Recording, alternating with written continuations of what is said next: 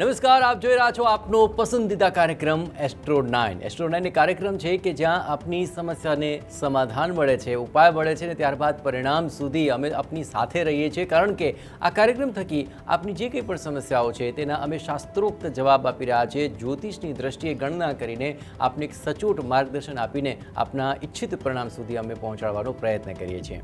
અને આજે આપે વોટ્સએપ દ્વારા જેટલા પ્રશ્નો અમને મોકલ્યા છે એમાંથી અમુક પ્રશ્નોને અમે પસંદ કરીને આપ સુધી જવાબ મોકલવાનો એક પ્રયત્ન કરી રહ્યા છીએ. અને આપના સવાલોના જવાબ આપવા માટે જાણીતા જ્યોતિષ આચાર્ય, નાડી જ્યોતિષ અને સાથોસાથ લાલ કિતાબથી જેમની એક્સપર્ટાઇઝ છે એવા નરેશ રાણા આપણી સાથે જોડાયા છે. નરેશજી, આપનું ખૂબ ખૂબ સ્વાગત છે. ધન્યવાદ. તો આખરે નાડી જ્યોતિષ શું છે, લાલ કિતાબ શું છે અને તેનાથી કેટલું સચોટ પ્રિડિક્શન થઈ શકે અને આપણા સવાલોના જવાબ પરથી એ તો આપ ચોક્કસપણે કરી શકશો અને સાથોસાથ આપને ઉપાય પણ એવા ચોક્કસ મળશે કે જેનાથી આપની ઈચ્છિત મનોકામના પણ પરિપૂર્ણ થશે. તો ચાલો શરૂ કરી દઈએ આપના સવાલો સાથે.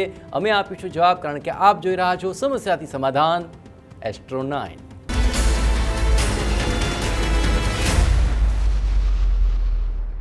એસ્ટ્રો 9માં આજે આપણે નાડી જ્યોતિષની વાત કરીશું, લાલ કિતાબની પણ વાત કરીશું. આપણી સાથે જાણીતા જ્યોતિષ આચાર્ય અને નાડી જ્યોતિષ એવા નરેશ રાણા જોડાયા છે. નરેશજી, આખરે સૌપ્રથમ તો પ્રશ્ન એ થઈ રહ્યો છે કે જ્યોતિષની અંદર ઘણી બધી તરાહ છે, ઘણા બધા પાસાઓ છે, ઘણી બધી તેમાં વિભાવનાઓ છે અને તેમાં એક નાડી જ્યોતિષ પણ છે.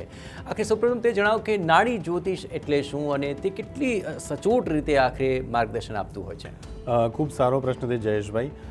જેમ અલગ અલગ નાડી જ્યોતિષ એ એક જ્યોતિષની એક અલગ શાખા છે. જેમ સૌથી અગર આપણે બેઝિક ગણીએ કે વૈદિક જ્યોતિષ જેણે રચના કરી ઋષિ પરાશરે, એ રીતે જૈમિની ઋષિએ જે રચના આપી જ્યોતિષમાં, તો એ જૈમિની તરીકે પ્રખ્યાત થઈ. એ જ રીતે નાડી જ્યોતિષ એક જ્યોતિષની શાખા છે. હવે નાડી જ્યોતિષ એટલું બધું ચોક્કસ અને સટીક પ્રિડિક્શન આપે છે. નાડી જ્યોતિષમાં ખાસ કરીને એવું જોવામાં આવે છે કે જ્યારે એક ગ્રહ એનું ગોચર બીજા ગ્રહ સાથે, એટલે કે બીજા ગ્રહને જ્યારે મળે છે ત્યારે એનું રિઝલ્ટ આવે છે. મતલબ કે તમારી દશા, મહાદશા, અંતરદશા કોઈ પણ ચાલતી હોય, પણ જ્યારે એક ગ્રહ બીજા ગ્રહને જ્યારે મળે છે ત્યારે એનું રિઝલ્ટ ચોક્કસ આપે છે. અગર એક દુશ્મન ગ્રહ બીજા દુશ્મન ગ્રહને મળે છે તો એનું રિઝલ્ટ થોડું નેગેટિવ આવે છે અથવા તો ચેલેન્જિંગ આવે છે. અને જ્યારે એક ગ્રહ જેની મિત્રતા બીજા ગ્રહ સાથે છે, એવા બે ગ્રહો જ્યારે મળે છે ત્યારે હંમેશા સકારાત્મક અને પોઝિટિવ રિઝલ્ટ આપતું હોય છે. એટલે નાડી જ્યોતિષ એ એક પ્લેનેટ, અને નાડી જ્યોતિષમાં મહત્ત્વ સૌથી વધારે ગુરુ ગ્રહનું છે. એટલે કે જ્યુપિટર ગ્રહનું જે ગોચર કઈ રીતનું છે એના ઉપર ઘણું ફોકસ કરવામાં આવ્યું છે. એટલે નાડી જ્યોતિષ ઘણું જ સટીક અને ચોક્કસ પ્રિડિક્શન આપે છે, એવું એક આ શાસ્ત્ર છે. બિલકુલ. આખરે આ સચોટ પ્રિડિક્શન થકી જ આખરે લોકોને તેમના પરિણામ ચોક્કસપણે મળતા હશે. અને આખરે અનેકવિધ પ્રશ્નો હોય છે લોકોને. લગ્નના પ્રશ્ન છે, નોકરીના પ્રશ્ન છે, કારકિર્દી આગળ લઈ જવી છે, અનેક એવી સમસ્યાઓ છે કે જ્યાં તેઓ મૂંઝાઈ ગયા છે, ગૂંચવાઈ ગયા છે અને એ ગૂંચ ઉકેલવાનું કામ જ આ એસ્ટ્રો 9 કરે છે. તો આપણે એક બાદ એક તમામ લોકોના પ્રશ્નો પણ લઈ લઈએ. સૌપ્રથમ પ્રશ્ન રાહુલભાઈ પ્રજાપતિનો છે. તેમની જન્મ તારીખ જે છે 16 માર્ચ 1998 અને સવારે 11:43 સમય છે. અને તેઓ ઈચ્છે છે કે તેમને લગ્નનું યોગ ક્યારે બનશે અને તેમાં પણ જાણવું છે કે આખરે તેમના લગ્ન એરેન્જ મેરેજ થશે કે લવ મેરેજ થશે, કેમ તેમને કેવું આખરે પાત્ર મળશે તે પણ જાણવા માંગે છે. અને થોડી આર્થિક સમસ્યાઓ પણ છે. તો આખરે નોકરી અને છોકરી બંનેનો આ પ્રશ્ન છે, તો આખરે શું હોઈ શકે તેમનો ઉપાય? હવે સરસ પ્રશ્ન છે. હું તમને નાડી જ્યોતિષની એક વિશેષતા કહું કે જ્યારે લગ્નને જોવામાં આવે છે કે ક્યારે મારા મેરેજ થશે અને મારી કારકિર્દી કેવી હશે, તો બે પ્લેનેટ્સ અહીં બહુ જ મહત્ત્વપૂર્ણ ભૂમિકા ભજવે છે.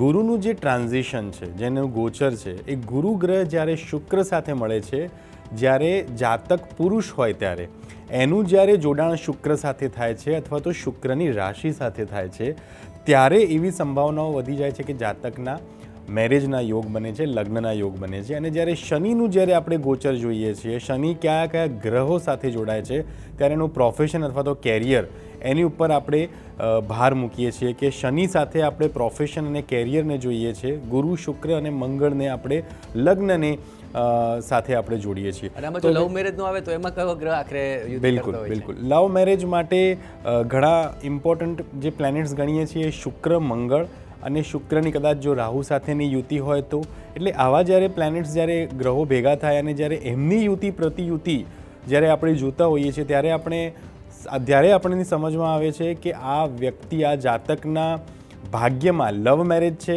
એરેન્જ મેરેજ છે કે ચોઇસ મેરેજ છે. બિલકુલ. ચલો રાહુલભાઈની કુંડલી આખરે શું કહે? તો રાહુલભાઈની અગર આપણે કુંડળી જોઈએ તો એમનો યોગ બને છે એક્ઝેક્ટ 2 વર્ષ પછી. એટલે અત્યારે એમની રાહુલભાઈની ઉંમર લગભગ આપણે એવું ગણીએ કે 28-29ની આસપાસ છે. 2 વર્ષ પછી એમના પ્રબળ યોગ મેરેજ થવાના પ્રબળ યોગ બની રહ્યા છે.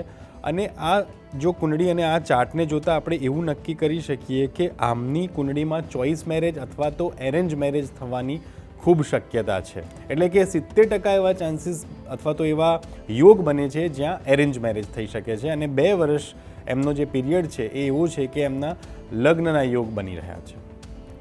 ઓકે. ખાસ કરીને આર્થિક રીતે પણ તેઓ ઘણી બધી ઇન્વેસ્ટમેન્ટ માટે વિચારી રહ્યા છે. શું આ ગુરુ જે છે એ પણ આર્થિક બાબતોને લઈને તેમને કોઈ સચોટ રિઝલ્ટ આપી શકે? હવે સરસ વાત કરી. અત્યારે એમનો ગુરુ 2026માં, અગર જો ગુરુનું ગોચર ગણીએ તો ભાગ્યસ્થાનમાં થઈ રહ્યો છે. એટલે કે નવમ ભાવમાં અત્યારે 2026માં ગુરુ મહારાજ આવી રહ્યા છે. અને એમનું જોડાણ એમના લગ્ન સ્થાનથી, સૂર્ય, મંગળ અને બુધ સ્થાનથી અને શનિ સ્થાનથી. એટલે આ વર્ષમાં આ રાહુલભાઈ ચોક્કસ એમના પ્રોફેશનમાં વૃદ્ધિ આવી શકે છે. પ્રોફેશનમાં એમને કોઈ પ્રોપર્ટી ખરીદી શકે છે. પ્રોફેશન નવા પ્રોજેક્ટ તરફ જઈ શકે છે. એટલે આ અત્યારે 2026નું વર્ષ એમના માટે ખૂબ જ ફળદાયી નીવડી શકે એવી ખૂબ જ સંભાવનાઓ છે. ઓકે. લગ્નની જે આખરી સમસ્યાઓ અત્યારે વધારે વિકટ રીતે આવી રહી છે. કાર્તિકભાઈ, તેમણે પણ લગ્ન વિશે આ સમસ્યા અમને લખી મોકલાવી છે વોટ્સઅપના માધ્યમ થકી, અને અમદાવાદથી તેમણે આ સવાલ મોકલ્યો છે. 10/10/1990 તેમની આ જન્મ તારીખ અને જન્મ સમય છે રાત્રે 2:40 અમદાવાદ તેમની જન્મભૂમિ. ઈચ્છી રહ્યા છે કે આખરે લગ્નનો યોગ ક્યારે બનશે? માંગા તો ઘણા બધા આવી રહ્યા છે, પરંતુ યોગ્ય પાત્ર નથી મળી રહ્યું, મન નથી માની રહ્યું. શું હોઈ શકે? કુંડળી દ્વારા તેમનો જવાબ. ખૂબ જ મહત્વપૂર્ણ કુંડળી છે કાર્તિકભાઈની, સરસ કુંડળી છે. પરંતુ એમના જે લગ્નના યોગ છે કાર્તિકભાઈના, તો લગ્નના યોગ બની રહ્યા છે 2.5 વર્ષ પછી. હવે આ જ કુંડળીમાં ઉપાયો કરશે તો લગ્નના યોગ ઝડપી બનશે, નહીં તો લગ્નમાં અવરોધો અથવા તો ચેલેન્જીસ આવવાની શક્યતાઓ, એકબીજા પાત્ર ના પાડી શકે એવી શક્યતાઓ, અથવા તો બીજી કોઈ શક્યતાઓ એવી ઊભી થાય કે જ્યાં એમને નાની મોટી પ્રતિકૂળતાઓનો સામનો કરવો પડે લગ્નને લઈને. તો અહીંયા ઉપાય એમને શું કરી શકે એ હું તમને જણાવી દઉં. સૌ પ્રથમ તો કેતુ અને બીજું રાહુ. કેતુ એમના લગ્ન સ્થાનમાં જ બેઠા છે ગુરુ સાથે, અને સપ્તમ ભાવમાં રાહુ, એટલે કે સપ્તમ ભાવ લગ્ન જીવનનું સ્થાન છે જ્યાં રાહુ છે, રાહુ મહારાજ બેઠા છે. તમને રાહુ અને કેતુના બંને ઉપાયો કરવાના છે. કેતુના ઉપાય માટે એમને 3 કેળાનું દાન સતત 45 દિવસ કરવાનું છે. અને રાહુના ઉપાય માટે શક્કરપારા જે આવે છે, જે સ્વીટ પારા એટલે સ્વીટ હોય ટેસ્ટમાં, શક્કરપારાનું દાન 45 ડેઝ સુધી સતત ગરીબોને આપવાનું છે. તો રાહુ અને કેતુ આ બંને એમના શાંત થશે અને રિઝલ્ટ આપશે કે લગ્નના એમના જે પરિબળો છે એમને સાનુકૂળ થવા લાગશે અને એમને એક સારો યોગ લગ્નનો બની શકે છે.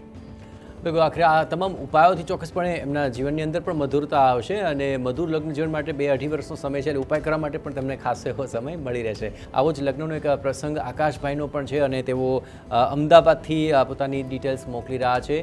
27/7/1993 તેમની જન્મ તારીખ, જન્મ સમય છે સવારે 11:30, જન્મભૂમિ તેમની અમદાવાદ. તેઓ કહી રહ્યા છે કે વારંવાર લગ્નનું ગોઠવાઈ રહ્યું છે, વાત આગળ પણ ચાલે છે, અને છેલ્લી ઘડીએ આખરે વાત અટકી જાય છે. આખરે વારંવાર આવું થવાથી થોડી નિરાશા પણ આવી છે, અને તેને જ કારણે તેમણે પોતાનો સવાલ આપણને લખી મોકલ્યો છે. આખરે આકાશભાઈની આ સમસ્યાનો હલ આખરે ક્યારે થશે? જયેશભાઈ, તો પ્રથમ દ્રષ્ટિએ તો પહેલાં એ જોવાય છે કે નાડી જ્યોતિષની અંદર કેતુ એ જ્યારે પણ શુક્ર સાથે જોડાય અથવા તો કેતુ કોઈ પણ ગ્રહ સાથે જોડાય ત્યારે એ ગ્રહનું જે કારકત્વ છે એને અડધું કરી નાખે, યા તો પછી એ કારકત્વને ડિસ્ટર્બ કરે. હવે શુક્ર એ તમારા જીવનમાં તમારી પત્ની, પ્રેમિકા એ સાથે જોડાયેલો છે, અને શુક્ર સાથે આ જાતકની કુંડળીમાં કેતુ જોડાય છે. તો કેતુના ઉપાય સૌ પ્રથમ અહીંયા ઇમ્પોર્ટન્ટ થઈ જશે. બીજું, પ્રથમ દ્રષ્ટિએ જ્યારે જોઈએ છે તો આ કુંડળીમાં મંગળ 12મે છે, એટલે કે ગળી વસ્તુનું દાન જ્યારે કરશે ત્યારે આ કુંડળીમાં લગ્નના યોગ વધી જશે. મંગળ નોર્મલી 30 વર્ષ સુધી આપણને એવું કહી શકાય કે આપણને ડિસ્ટર્બ કરતા હોય છે, અથવા તો એવું કરી શકાય, ડિસ્ટર્બ તો ના કહી શકીએ પરંતુ એવું ચોક્કસ કહી શકીએ કે લગ્નમાં વિલંબ કરાવે. હવે નાડી જ્યોતિષ પ્રમાણે આ જાતકના 33 વર્ષે ઉંમરની દ્રષ્ટિએ કહું છું, કેમ કે નાડી જ્યોતિષમાં તમારી ઉંમરને પણ ધ્યાનમાં લેવામાં આવે છે. 33 યર્સ જ્યારે આ જાતકના થશે ત્યારે લગ્નના યોગ છે, પરંતુ જેમ મેં કહ્યું એ પ્રમાણે કેતુ શુક્ર સાથે જોડાય છે, માટે ઘણી બધી ચેલેન્જીસ આવી શકે છે. માટે કેતુના પ્રયોગો ચોક્કસથી કરવાના. 9મા ભાવમાં શુક્ર અને સાથે કેતુ છે, માટે કેતુના પ્રયોગમાં હું એવું કહીશ કે ચેક્સ, બ્લેક એન્ડ વ્હાઇટ ધાબળાઓનું દાન 7 દિવસ કરવું જોઈએ. કેમ કે હમણાં વિન્ટર નથી ચાલતો, એટલે ચેક્સ ધાબળાની જગ્યાએ કેતુની વસ્તુ એટલે કે ખાટા મીઠા ફ્રૂટ જે આવે એ ગરીબોને દાન કરવા જોઈએ. સાથે સાથે મંદિરમાં સફેદ અને કાળા તલ લગભગ એમણે 45 દિવસ સુધી શિવજીના મંદિરે ચડાવવા જોઈએ. તો આ જાતકની કુંડળીમાં લગ્નના યોગો પ્રબળ બનશે. સાથે સાથે મંગળનું દાન એટલે કે ગળી વસ્તુઓને હનુમાનજીના મંદિરમાં મૂકી આવવું અથવા તો ગળી વસ્તુઓ લોકોને વહેંચવી, તો પણ આ જાતકના કુંડળીમાં લગ્નના યોગો પ્રબળ બની જશે. બિલકુલ, આખરે લગ્નમાં આ પ્રકારના ઉપાયો થકી પરિણામ ચોક્કસપણે મળતું હોય છે. અને આજે લગ્નની સમસ્યાઓને લઈને જેટલા બી પ્રશ્નો આવ્યા છે તેમાં વેદાંગભાઈ પણ પોતાનો આવો જ એક લગ્ન સંબંધિત સવાલ આપણને લખી મોકલ્યો છે. તેમની જન્મ તારીખ છે 26/7/2003. જન્મ સમય છે રાત્રે 2:22 અને અમદાવાદથી તેમનો જન્મ સ્થળ મોકલી આપ્યું છે અને ઈચ્છી રહ્યા છે કે તેમને લગ્ન રિલેટેડ આખરે યોગ ક્યારે થશે. જોકે હમણાં જ એમણે લગ્ન માટે જોવાનું પણ શરૂ કર્યું છે, પણ જોઈએ એવું મનપસંદ પાત્ર નથી મળી રહ્યું. તેમની મુખ્ય સમસ્યા જ એ છે કે લગ્ન માટે બાંગા તો આવી રહ્યા છે, પણ મનપસંદ જીવન સાથી આખરે તેમના જીવનમાં ક્યારે આવશે.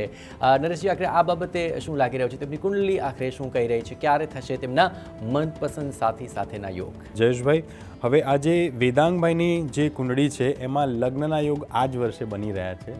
એમનો જે જ્યુપિટર ટ્રાન્ઝિટ કરી રહ્યો છે, એમનું જે ગોચર ચાલી રહ્યું છે અત્યારે 2026 એપ્રિલથી લઈને 2027 મે જૂન સુધીનો એમનો એવો સમયગાળો છે કે એ એમના જીવનસાથીને મળી શકે એવી સંભાવનાઓ છે. લગ્ન જીવનમાં ક્યાંક ને ક્યાંક ખટપટ ન થાય એટલા માટે થોડા પ્રયોગ આવશ્યક છે. જો કે ચંદ્રની દ્રષ્ટિ સપ્તમ ભાવમાં પડે છે, પરંતુ રાહુ અને કેતુ લગ્ન સ્થાનમાં અને સપ્તમ ભાવમાં એટલે કે જે લગ્નનું સ્થાન છે, જીવનસાથીનું સ્થાન છે, પાર્ટનરશિપનું સ્થાન છે, ત્યાં કેતુ મહારાજ વિરાજમાન છે. અને જેમ મેં કહ્યું એ પ્રમાણે કે કેતુ એ જે પણ સ્થાનમાં બેસે છે એનું કારકત્વ નાડી જ્યોતિષ પ્રમાણે એ પર્ટિક્યુલર સ્થાનનું કે ગ્રહનું કારકત્વ ઘટાડે છે. માટે કેતુના પ્રયોગોને સાથે સાથે આમને સૂર્યના પ્રયોગો પણ કરાવવા પડશે. એટલે કે એમણે સૂર્યને શાંત રાખવા પડશે, એના માટે સૂર્યને જળ ચડાવવું પડશે. અને સાથે સાથે કેતુના પ્રયોગો એટલે કે ચેક્સ, ધાબળાઓનું દાન અથવા તો ખાટા મીઠા ફળોનું દાન એમને મંદિરમાં કરવું જોઈએ.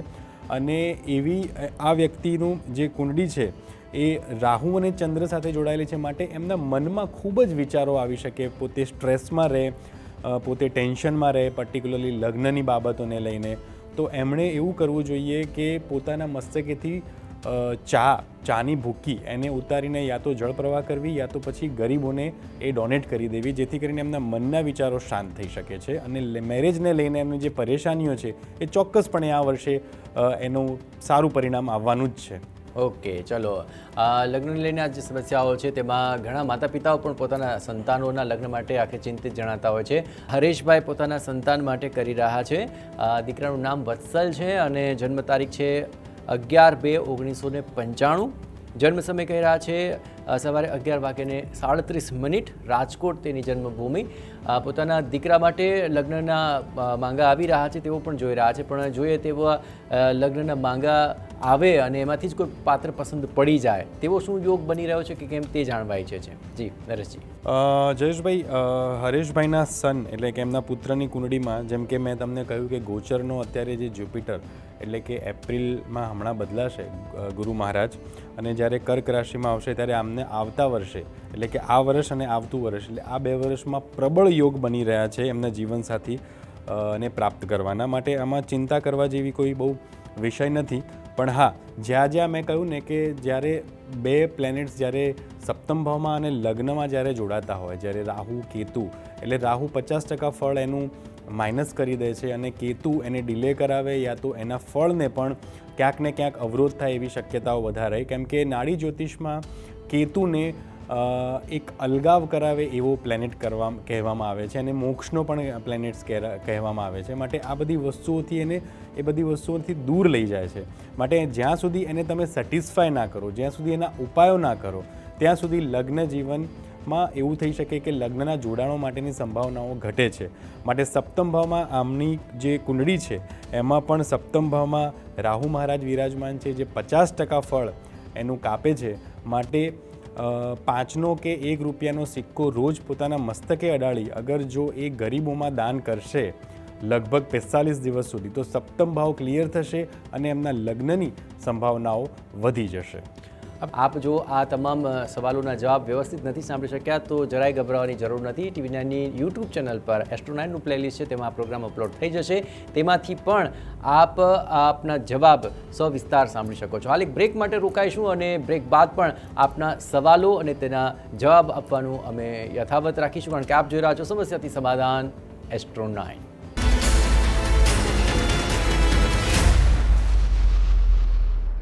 Welcome back. આપ જોઈ રહ્યા છો આપનો મનપસંદ કાર્યક્રમ એસ્ટ્રો 9. આપણે લાલ કિતાબની વાત કરી અને લાલ કિતાબને લઈને પણ આપણે હવે ચર્ચા કરીશું, પ્રેડિક્શન્સ લેવાનો પ્રયત્ન કરીશું. આખરે લગ્નની તો સમસ્યાઓ હોય છે, પણ સાથોસાથ કારકિર્દીને લઈને પણ ઘણા પ્રશ્નો આવી રહ્યા છે. શિવમના પેરેન્ટ્સનો તેઓ ઈચ્છી રહ્યા છે કે તેમના દીકરા માટે આપ જવાબ આપો, કારણ કે તેમનો દીકરો અભ્યાસમાં બરાબર ધ્યાન નથી આપી રહ્યો અને જ્યારે ધ્યાન આપવાનું કહીએ ત્યારે તે ગુસ્સે થઈ જાય છે. એટલું જ નહીં, વારંવાર આ પ્રકારની ઘટનાઓ ઘટી રહી છે, તેથી તેઓ ચિંતિત છે. અને તેની જન્મ તારીખ છે 6/10/2014. બપોરનો સમય છે 1:18 અને રાજકોટ જન્મભૂમિ.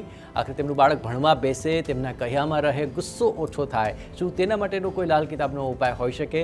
જણાવો.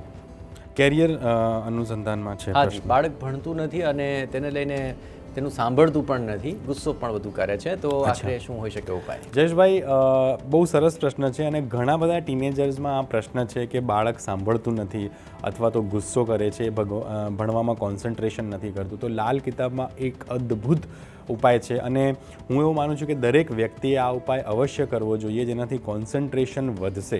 એટલે હું અત્યારે 2 ઉપાય આપીશ, કે એક નાનકડો વાસ્તુનો પણ ઉપાય છે, પણ લાલ કિતાબનો ઉપાય આમાં બહુ જ કારગર નીવડશે. એ છે કેસરનું તિલક. અગર જો આ બાળકને કરવામાં આવે, એક એના 2 આઈબ્રોની વચ્ચે એટલે કે ફોરહેડ ઉપર એક કેસરનું તિલક કરવાનું છે, બીજું એના જીભ પર કરવાનું છે અને ત્રીજું એના નાભી પર કરવાનું છે.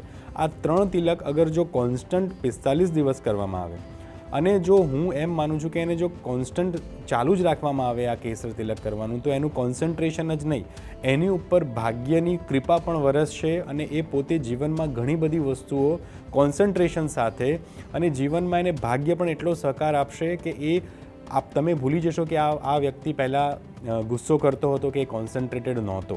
માટે આ લાલ કિતાબનો એક કારગર અને અદ્ભુત એક પ્રયોગ છે, એક નુસ્ખો છે, જે અવશ્ય આ બાળક માટે કરવો જોઈએ. બિલકુલ.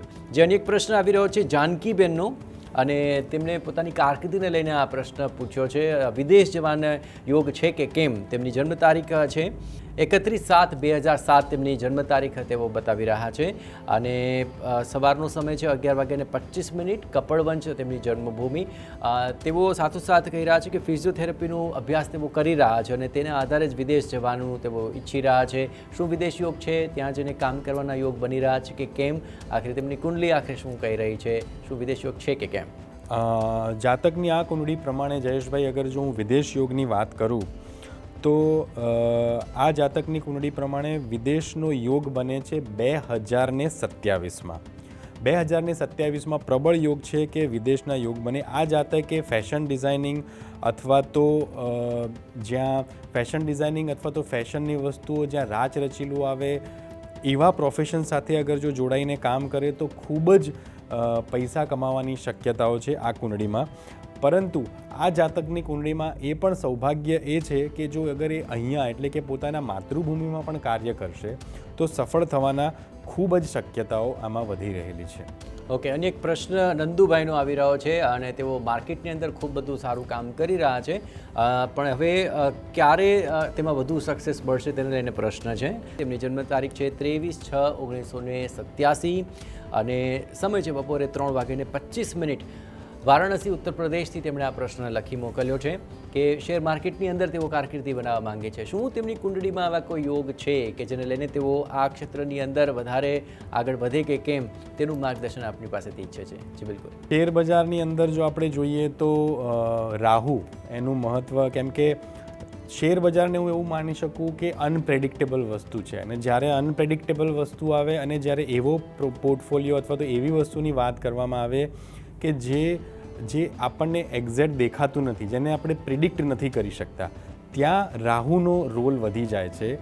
માટે શેર બજારમાં રાહુ અને ગુરુ બંનેને હું સાથે જોઈશ, કેમ કે ગુરુ ભાગ્ય સાથે જોડાયેલો છે અને રાહુ એ અનપ્રેડિક્ટેબલ વસ્તુઓ, કાલે શું થશે તમને ખ્યાલ નથી, તો એવી વસ્તુઓ સાથે રાહુ મહારાજ જોડાયેલા છે. માટે રાહુ અને ગુરુ માટે ભાગ્યનો પણ સપોર્ટ જોઈએ અને અનપ્રેડિક્ટેબલ વસ્તુઓ તમને સારું ફળ આપે એના માટે રાહુ તમારી કુંડળીમાં સારો હોવો જોઈએ, એ જરૂરી છે. નંદુભાઈમાં આખરે આ પ્રશ્ન જે આવ્યો છે શેર માર્કેટની અંદર, તેની જન્મ તારીખ ફરી આપને કહું, 23/6/1987 અને બપોરે 3:25 સમય છે, વારાણસી તેમનું જન્મસ્થાન. જયેશભાઈ, સરસ. આ કુંડળીમાં જેમ એમને વિચાર કરી રહ્યા છે કે એમને શેર સ્પેક્યુલેશન કે શેર સ્ટોક્સમાં બિઝનેસ કરવો છે, આ કુંડળીવાળા વ્યક્તિએ અવશ્ય આ બિઝનેસ કરવો જોઈએ. ફરી એકવાર કહું છું કે રાહુ જ્યારે અનપ્રેડિક્ટેબલ હોય ત્યારે રાહુ શું રિઝલ્ટ્સ આપશે એ આપણને ખ્યાલ હોતો નથી, પરંતુ આ કુંડળીમાં રાહુ ઘણો સારો છે. પરંતુ જ્યારે શેર અને સ્ટોક્સનું કાર્ય કરવું હોય ત્યારે કોઈ પણ એક ગ્રહ હંમેશા સારું ફળ નથી આપતો અને કોઈ પણ એક ગ્રહ હંમેશા ખરાબ ફળ નથી આપતો. માટે રાહુ આમની કુંડળીમાં ઘણો સારો છે. બીજું કે મેં જેમ કહ્યું આપને કે શનિ જે ગ્રહ સાથે જોડાય એ ગ્રહનું પ્રોફેશન વ્યક્તિએ નાડી જ્યોતિષ પ્રમાણે કરવું જોઈએ. તો આમની કુંડળીમાં રાહુ સારો પણ બને છે, શનિ સાથે એનું જોડાણ પણ થાય છે. માટે એવા ફૂલ ચાન્સીસ છે કે આ વ્યક્તિએ શેર અને સ્ટોક્સ સાથેના બિઝનેસ અથવા રાહુના પોર્ટફોલિયોમાં જે બિઝનેસીસ આવે એ અવશ્ય કરવા જોઈએ. પરંતુ એમણે એમનો રાહુ હંમેશા સારો રાખવો જોઈએ. માટે સિક્યોરિટીઝવાળાને એમને ડોનેટ કરવું જોઈએ. જે ગરીબ લાચાર વ્યક્તિઓ છે એમને ડોનેશન્સ આપવા જોઈએ, એમને ખુશ રાખવા જોઈએ અને અનપ્રેડિક્ટેબલ રિઝલ્ટ ના આવે, પોતાની ફેવરમાં આવે, એ માટે એમણે ભૈરવ દાદાના મંદિરે મહિનામાં એકવાર જઈ અને ચોક્કસ ચડેલી વસ્તુઓ દાદાને ચડાવવી જોઈએ. તો એમનો રાહુ પ્રબળ ફળ આપશે અને 100% શેર અને સ્ટોક્સમાં એ સારું રિઝલ્ટ્સ મેળવી શકશે. બિલકુલ. તો આખરે સમગ્ર રીતે આ જોઈએ તો તમામ જે સવાલો છે તેના જવાબ આ વખતે નાડી જ્યોતિષ અને સાથોસાથ લાલ કિતાબથી પણ આપવાનો પ્રયત્ન કર્યો છે. અને આ તમામ જે જવાબો છે તે આપને આગામી આખા અઠવાડિયા દરમિયાન મળવાના છે, કારણ કે દરરોજ બપોરે 1:25 એસ્ટ્રો 9 કાર્યક્રમની અંદર નરેશ રાણા આવશે અને આપના સવાલોના જવાબ આપશે. તો આપણા સવાલ તૈયાર રાખજો અને તેના નાડી જ્યોતિષ અને લાલ કિતાબ અને અન્ય વાસ્તુ સંબંધિત ઉપાયો પણ તેઓ આપને ચોક્કસપણે આપશે. પણ આજે જે ઉપાયો તેમને સૂચવ્યા છે તે બદલ નરેશજી આપનો ખૂબ ખૂબ આભાર. ધન્યવાદ. એસ્ટ્રો 9 એ કાર્યક્રમની અંદર ન માત્ર જ્યોતિષ પણ જ્યોતિષ સાથે જોડાયેલા અક્કડ સાયન્સના એ તમામ નિષ્ણાતો આવશે અને આપના સવાલોના જવાબ આપશે. અને આપ જો જવાબ બરાબર નથી સાંભળી શક્યા તો જરાય મૂંઝાવાની જરૂર નથી. TV9 ના યુટ્યુબ ચેનલમાં એસ્ટ્રો 9નું આખરે પ્લેલિસ્ટ છે અને તેમાં આ પ્રોગ્રામ અપલોડ થઈ જશે. ત્યાં આપ શાંતિથી આ જવાબ સાંભળી શકશો, ઉપાયો પણ લખી શકશો. અને હા, જે લોકોનો ફોન નથી લાગી રહ્યો તેઓ વોટ્સઅપ નંબર ઉપર આપની તમામ ડિટેલ્સ ખૂબ જ ચોકસાઈપૂર્વક મોકલી આપજો. અમે અમારા રવિવારના કાર્યક્રમની અંદર તેને સમાવિષ્ટ કરવાનો પ્રયત્ન કરીશું, આપના જવાબ આપીશું. તો દરરોજ જોવાનું ચૂકશો નહીં. બરાબર બપોરે 1:25 દરરોજ આપ જોઈ શકશો સમસ્યાથી સમાધાન એસ્ટ્રો 9.